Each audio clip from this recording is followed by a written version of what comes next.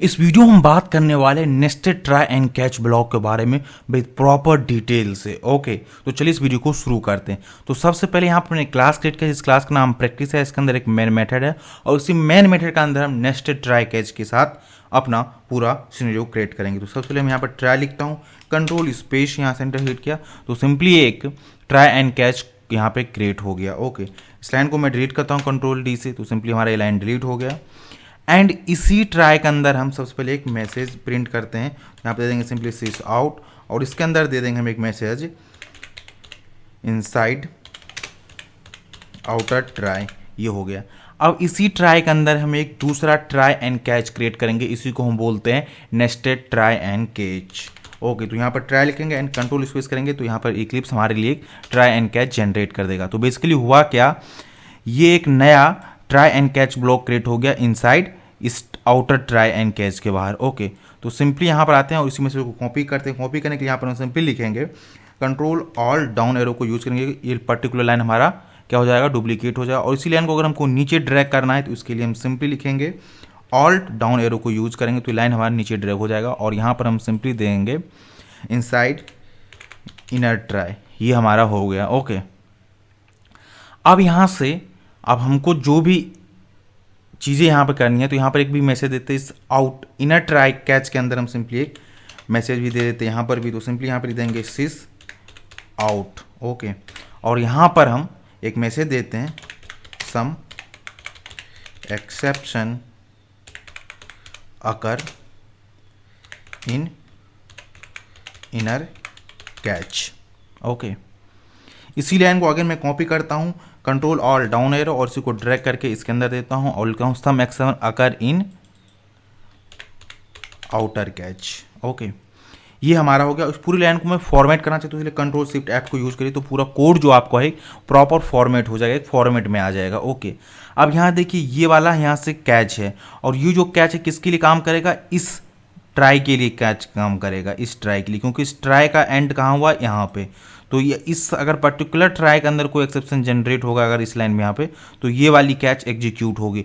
अगर इनसाइड इस ट्राई के अंदर कोई एक्सेप्शन जनरेट हुआ तो ये वाली जो कैच है ये हैंडल करने के लिए रिस्पॉन्सिबल हो, इसकी ये सिनेरियो होगी। जस्ट इस ट्राई के बाहर में यहाँ पर सिंपली एक फाइनली ब्लॉक भी क्रिएट कर देता हूँ। ओके, और यहाँ पर सिंपली एक मैसेज देता हूँ सिस आउट और यहाँ पर सिंपली देते हैं इनसाइड फाइनली।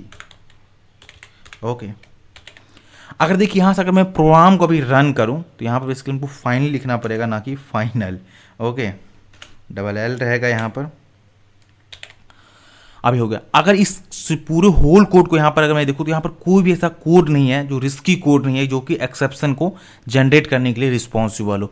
तो इस सिनेरियो में बेसिकली कौन कौन से लाइन एग्जीक्यूट होंगे इसके बारे में देखते हैं। जैसे कि सबसे पहले प्रोग्राम एग्जीक्यूट होगा, मेन मेथड के पास कंट्रोल आएगा, देन यहाँ पर ट्राई एग्जीक्यूट होगा। ट्राई के अंदर लाइन नंबर 5 पर क्या है, system dot out dot println, इसके अंदर क्या है इनसाइड आउटर ट्राई। ये लाइन एग्जीक्यूट होगा। अगेन कंट्रोल कहाँ आएगा, इस ट्राई के अंदर आएगा और यहाँ से लिखेगा इनसाइड इनर ट्राई, ये लाइन एग्जीक्यूट होगा। यहाँ पर कोई एक्सेप्शन इस पर्टिकुलर लाइन पे जनरेट नहीं हुआ तो कंट्रोल यहाँ पर आएगा और चेक करेगा कोई एक्सेप्शन जनरेट नहीं हुआ तो इससे बाहर चला जाएगा। और यहाँ और इस लाइन में भी कोई एक्सेप्शन जनरेट नहीं हुआ तो इस कैच से भी बाहर चलाएगा और सिंपली कंट्रोल कहाँ चलाएगा, फाइनल पास आएगा और फाइनल को एग्जीक्यूट करेगा। Then control out of the main method चलाएगा और अपना उसका पूरा काम कंप्लीट हो गया। इसी होल सिनेरियो को मैं आपको डिबग करके समझाता हूँ कि कैसे कंट्रोल आएगा। ओके, तो डिबग करने के लिए सिंपली आप यहाँ काम करिए, जहाँ पर ये रन लिखा है इस पर क्लिक करिए और जैसे हम यूज करते हैं रन एज, तो रन एज ना यूज कर सिंपली हम डिबग पे क्लिक कर देंगे। ओके, यहाँ पर जो डिबग ऑप्शन है इस पर क्लिक करेंगे तो हमारा प्रोग्राम डिबग मोड में चलने स्टार्ट हो जाएगा। ओके, देन यहाँ पर डिबग प्रैक्टिस पे क्लिक करते हैं तो सिंपली डिबग में चला गया। अब देखिए यहाँ पर डिबग करे प्रोग्राम चल जा रहा है क्योंकि अभी तक कोई डिबग पॉइंट हमने नहीं रखा है। तो हमने यहाँ पर डिबग पॉइंट जहाँ पर हल्का ही डार्क कलर में दिख रहा है यहाँ पर एक सिंपली एक डिबग पॉइंट रख देते हैं।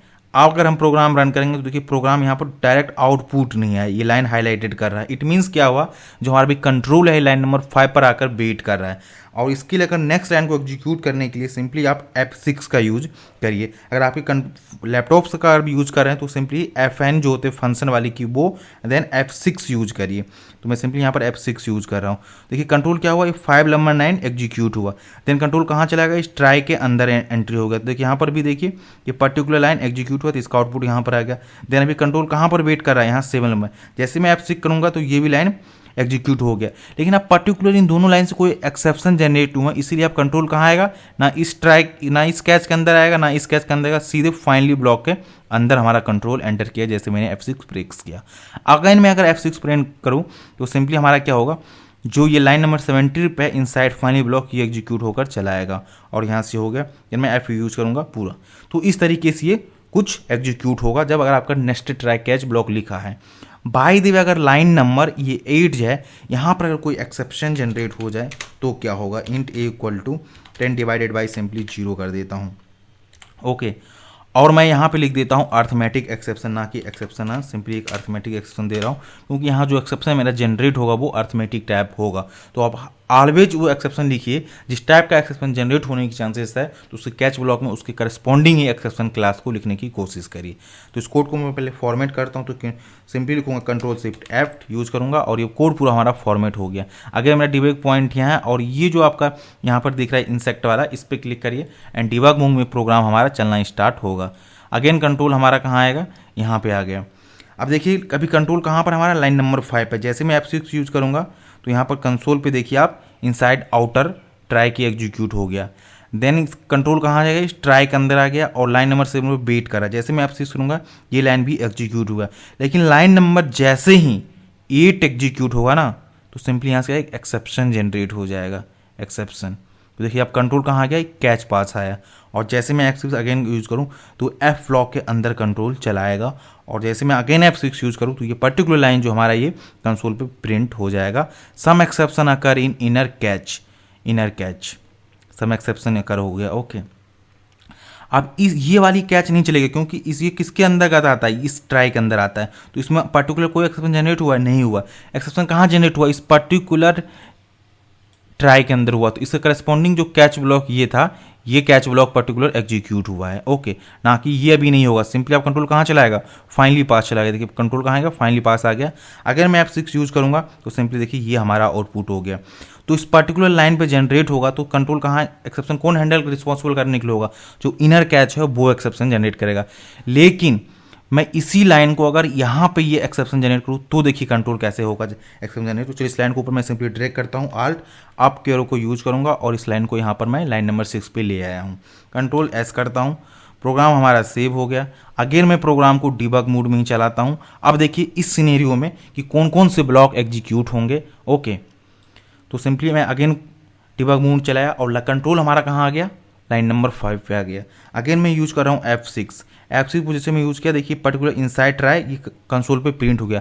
अब कंट्रोल कहाँ बीट कर रहा है, लाइन नंबर 6 पे। जैसे मैं F6 करूँगा यहाँ से क्या होगा, एक्सेप्शन जनरेट हो जाएगा। अब जैसे ही एक्सेप्शन जनरेट होगा तो कौन सी कैच ब्लॉक एग्जीक्यूट होगी, ये वाली होगी कि ये वाली होगी, अभी आप सोचिए बताइए। बेसिकली लाइन ये वाली एग्जीक्यूट होगी, क्योंकि कंट्रोल कहाँ से एक्सेप्शन जनरेट हो रहा है, यहाँ से हो रहा है। अभी तक हमारा कंट्रोल इस अंदर आया ही नहीं है, और कंट्रोल इसके अंदर जाएगा ही नहीं। क्यों नहीं जाएगा, क्योंकि एक्सेप्शन यहीं जनरेट हो गया। अभी यहाँ से एक्सेप्शन जनरेट हो गया तो क्या सर्च करेगा, एक कैच ब्लॉक को सर्च करेगा जो इसको हैंडल कर सके। तो सिंपली एक्सेप्शन, जैसे मैं F6 यूज़ करा, देखिए कंट्रोल कहाँ चल गया, इस कैच ब्लॉक हो गया, ना कि इस ट्राई को भी ना यूज एग्जीक्यूट हुआ, और ना ही ये कैच भी एग्जीक्यूट हुआ। सिंपली कंट्रोल कहाँ है, ये आउटर कैच के पास सिंपली आ गया। आई होप आप पूरा होल एग्जीक्यूशन का फ्लो समझ पा रहे होंगे। ये बहुत ही इंपॉर्टेंट है, अगर आप किसी प्रोग्राम की फ्लो समझ गए ना तो उसकी पूरी आप प्रोसेस समझ सकते हैं।